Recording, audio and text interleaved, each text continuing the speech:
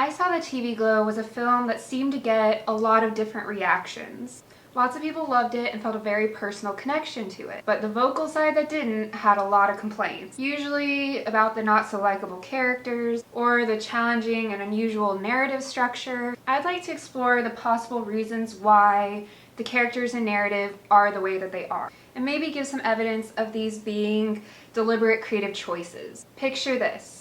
A lonely 7th grade boy named Owen meets a 9th grade girl named Maddie, and they bond over and mutually obsess over a TV show called The Pink Opaque. The show is vibrant, exciting, and very nostalgic of the 90s, like a mix between Buffy the Vampire Slayer and Are You Afraid of the Dark? Its stars are Isabel and Tara, who share the magical ability to meet each other on the astral plane, a kind of psychic connection. In each week's episode, Tara and Isabel are fighting the forces of Mr. Melancholy, an entity that looks part man, part moon, who can mess with both time and reality, and who wants to steal Isabel and Tara's hearts in order to bring about an endless night. You can't wait to spend more time with this dynamic duo in this childlike yet trippy world of the show, which authentically does feel like a long-lost Nickelodeon gem. But as you continue watching the movie, you're not allowed more than brief glimpses into this world. While the lines between the world of Owen and Maddie do begin to blur with the world of the TV show, you're denied full entry back into the magical world of the Pink Opaque. Along the way, you're continuously asking what this movie wants you to believe is actually happening. I mean, it's a struggle to follow them through these jarring transitions. You're being jerked across vast expanses of time, from being young teens to young adults to at least one decrepit 40-something-er. It's like watching them rapidly aging and racing towards death without accomplishing anything. Entire portions of their lives are nothing but blanks filled in by narration. You struggle to decipher clues and symbols, which feel like, looking at it from different angles, that they could be pointing in different directions. Some along the way hint that Maddie has discovered an awful truth, that she and Owen aren't in reality at all, that they are in fact the show The Pink Opaque's main characters, Isabel and Tara, captured by Mr. Melancholy, who stole their hearts, buried them alive, and trapped them in a false reality. The reality that we've so far been watching them suffer through, only to waste away and slowly die. Other signs seem to suggest that Owen is right in his refusal to accept this version of events. You personally would certainly struggle to entertain the possibility that your favorite TV show is a reality that you've been banished from by an evil moon man. Maybe this is just escapism through media gone too far. Maybe Owen chose wisely to run away from Maddie every time she asked him to leave his world behind and seek his true self in a reality only seen on TV. Then you reach the film's final act, a point when Owen looks like any breath could be his last, while he's stuck working in a children's fun zone restocking balls in the ball pit. Owen cuts his chest open with a box cutter and finds only the telling glow of the TV screen within. You wait to see if Owen will die or transform after this revelation, or this discovery of his true identity. Only he just resumes his average day in his mundane world, walking through the fun zone, apologizing to bystanders for his odd behavior at the moment of this discovery, and cut to black. Roll credits. What the hell? Now, the long and short of it is, the movie is about the horror of being uncertain of your identity, or being unable or unwilling to embrace your true identity. But its theme, I would argue, is if you don't seize the chance to discover and live as your true self, no matter how scary or uncertain that may be, you'll be fated to a slow death of the self. But come on. What did you just sit through? Why couldn't you spend time with the actually interesting characters, Isabel and Tara, in the actually interesting world of the TV show, instead of with the human drip that was Owen and the Sour Patch Kid that was Maddie? Always monotone, never smiling, honestly sometimes a little pitiful. And why did you have to struggle to pin down who they really were and which world was real, as you tried not to become disoriented by sudden leaps through time and gaps in the story. Where was the payoff when Owen finally learned the truth? And nothing happened except a sudden cut to black and a rolling of the credits. Because, stick with me, this was good storytelling. This movie communicates its theme by playing with the concept of entertainment and escapism, but is not itself meant to have entertaining characters, nor offer the viewer an escape, and that's what makes it effective. It's essential that these characters come across as flat, because the ways in which they are flat reveal and reinforce what's happening in the film. Yes, Owen and Maddie and their world just aren't as entertaining as Isabel and Tara and the world of the Pink Opaque. But, well, of course, just from the short glimpses that you're given, it's obvious that Isabel and Tara are protagonists as we expect them to be. Dimensional and complex. They overcome trials in the form of weakly villains. They have moments of bravery interspersed with self-doubt. As they come to terms with their powers, they show affection and a bond with one another that is very relatable, emotional, human. Meanwhile, Owen and Maddie struggle and fail repeatedly to overcome their situation without satisfying results. Owen is seemingly incapable of summoning the bravery needed to break through. He's stagnant comparatively, lacking the arc that we expect and crave. And while Owen and Maddie bond over the show and have moments of support for one another, such as a scene on the school bleachers when Maddie assured Owen that he was just afraid of his true power after he told her that he believed something was really wrong with him and he was completely empty on the inside, as if someone had scraped out his innards. The long periods of no contact make the cord binding them feel long and tenuous. But thinking about it, why shouldn't Isabel and Tara be more interesting? Isabel and Tara feel like the true protagonists that we want because they are the true protagonists. Not just that we want to watch, but that Owen and Maddie want to be. And in fact are, if they can just get back into that world. The innate desire but inability to gain access to Isabel and Tara and their world is felt like an unfulfilled promise by Owen and Maddie, and importantly by the viewer as well. Okay, so Owen and Maddie aren't the characters that we're supposed to latch onto and root for. At least not in the way we instinctively do with Isabel and Tara. But why do they have to be so monotone? Why can we never see a smile or even a look of true anguish? Why do they have to just seem so blank?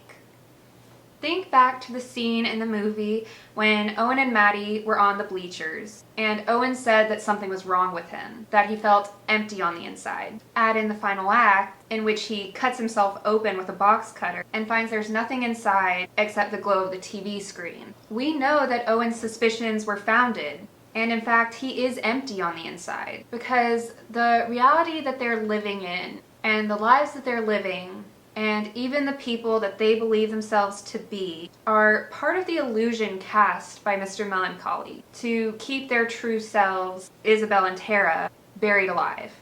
There's no heart in them because their hearts are stored in a freezer on the other side of the TV screen. Why would a false persona in a false reality created specifically to suppress and contain Isabel's spirit be anything other than expressionless and joyless?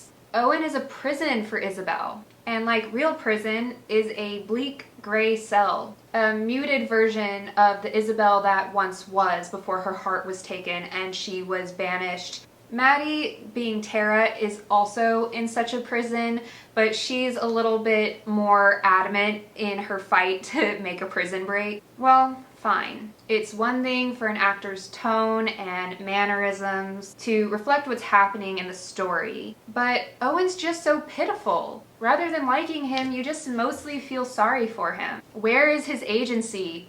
Stand up. As teens, when Maddie asked Owen to run away with her, he went straight to a kid's house who's not even really his friend anymore and asked the kid's mom to rat him out to his father for sneaking out the past several times so that he doesn't have to make a decision about whether to take this leap and run away with Maddie or come out and just turn her down and walk away from it either. And when Maddie tries to take him back to the Pink Opaque by burying him alive, it's not even that he doesn't embrace this immediately. It's that he doesn't even protest or discuss it. He just panics, pushes her down, and runs away. A run so awkward that it makes Napoleon Dynamite look like an amazing athlete. Does that reference age me? Whatever, it's accurate. I think you're seeing a pattern now, and you probably know what I'm going to say. I'm predictable and no more intelligent than any of you. Say it with me. Owen is supposed to be pitiful. The horror of not realizing one's identity is also a tragedy. It's a failure to grow, a failure to meet a call to action, or to fail when one does meet that call, and a figure that doesn't meet the call or fulfill its quest is a tragic one. And we pity, if not like, tragic figures, but we need Owen as a tragic figure. He serves as a warning sign. This is the tragic fate that awaits those who aren't brave enough to embrace their identity, their truth, and the journey before them. A tragic figure normally has some reversal of fortune. In this case, that would be the fall from being the beautiful and powerful Isabel to being the admittedly powerless seeming Owen.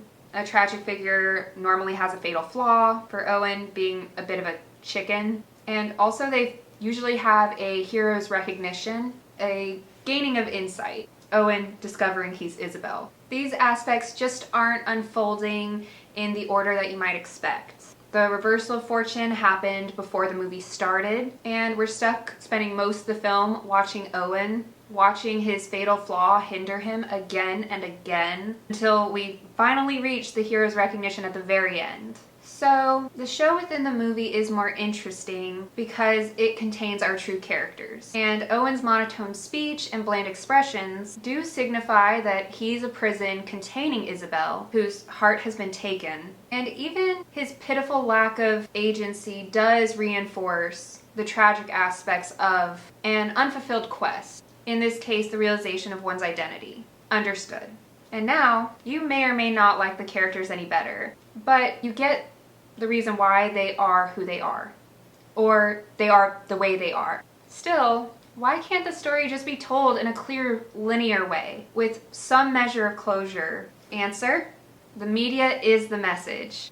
Well, no, actually. In this case, the mode of storytelling is the message. This non-traditional narrative structure, combined with the lack of closure, intentionally confuses and disorients us. How does confusing and disorienting us help the movie communicate a truth or theme to us? Yeah, that seems a little wonky, but it works. At least within a story where what we expect to be an escape from reality, a TV show, is actually reality. And what looks like reality is in fact the falsehood or illusion, because our disorientation mirrors that of the characters.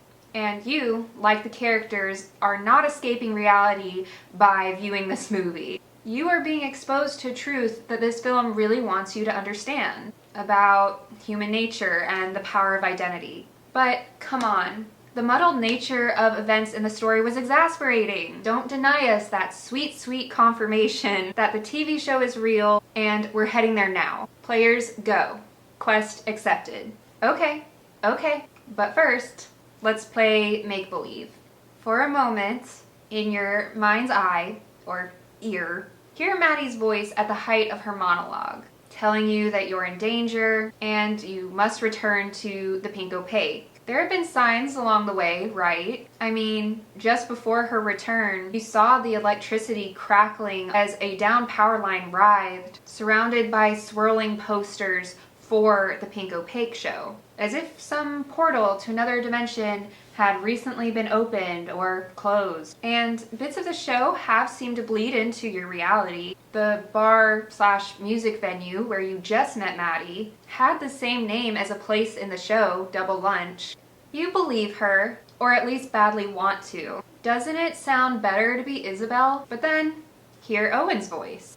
your voice, telling you that it's time to move on, put away childish things, and grow up. Doesn't that sound more normal, comfortable, safe? Your life seems real enough, if unpleasant. I mean, years later, when you rewatch The Pink Opaque, doesn't it just seem like a badly written kids show with really cheap special effects? The uncertain reality lasting almost the entirety of the film, and never allowing you to feel strongly one way or the other about what's actually happening, is authentic to Owen's experience, and is in effect simulating for the viewer the experience of not knowing who you truly are, or being unable or unwilling to be who you truly are, rather than telling you. And isn't that more impactful?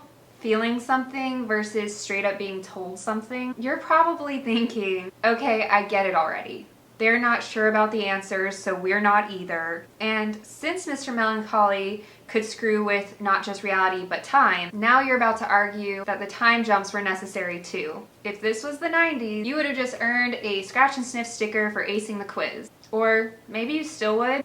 I don't know, I'm not around kids a lot. The time jumps aren't just frequent, they're sudden. Usually happening right after Maddie has given Owen a call to adventure of some sort, i.e., disobey your parents and sneak over to my house to watch this show, or run away with me, or let me bury you alive and take you back to the world of our favorite television show, where we truly belong. And he's run away from it.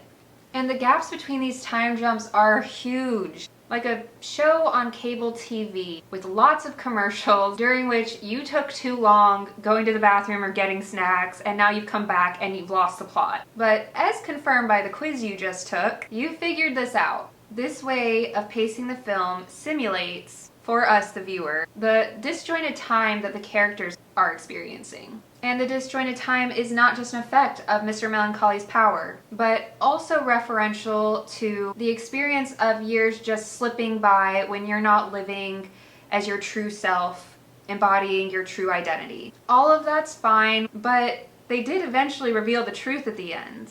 We were finally shown that the Pink Opaque was real. Mr. Melancholy and the warped reality and time, all real. And so, where is our freaking closure? That was so sudden and just, what? Owen even looked in a mirror as he pulled open his chest and stared inside. He saw the truth, and he just put back on that god-awful work vest and went back into the hell that is really any family fun zone. And he's apologizing to people who seem like they can't see or hear him. Why? Let's go back to what I said about Owen being a tragic figure. Tragic figures don't always get to complete their arc. Or if they do, their arc was not a victory at all. Now, Owen never gave us much reason to have confidence in him or his journey. He certainly didn't seem to have much confidence in himself. And his apologizing suggested that learning the truth did not free him from the mental prison that he was forced into for years. He's still deeply programmed to apologize for who he is. It is hopeful that now at least he's in possession of the truth, but what he decides to do with it is up for interpretation. There was a visual after the last time that he saw Maddie, a shot of her standing on a suburban street in a neighborhood at twilight, looking back, about to walk away, and we see the words, "It's never too late," chalked on the asphalt behind her. This, in relation to the theme that I suggested earlier, seize the chance to be your true self, or else your true self will slowly die, adds a level of encouragement that if you haven't done it yet, you can do it now. If, for almost the entirety of the film, Owen was a warning sign of what happens when you don't seize that chance, this sudden and inconclusive ending may have the impact of leaving you feeling the weight and significance of the choice still ahead of him. If time hasn't run out, but it seems it certainly almost has, then the future is incredibly uncertain. But it's a future that's in his hands. And yet, the choice isn't easy to make just because it's become clear what that choice is. It doesn't erase the mark which the struggle he endured thus far has left on him. Would we have felt the weight of the choice laid before Owen and the difficulty of proceeding if we were not like Owen, left to make up our own minds about what comes next, rather than being told about Owen's experience, being forced into Owen's experience through blurred reality, fragmented time, and inconclusive endings? This is probably why the film feels what many have described as a feeling of being too real or uncomfortable. The characters, after all, are not engaging in escapism when they're watching The Pink Opaque like you might have thought at the beginning of the film. And although the film can feel surreal, you are not allowed to engage in escapism while watching I Saw the TV Glow. The movie has something all too real and all too important that it wants to communicate to you. And there it is, really, too real. Whether that too real feeling comes from not so fun and entertaining characters or a thoroughly uncomfortable experience that has you begging to hit the back button on the remote and pick something that you can just escape to, that's not a flaw. That's a feature.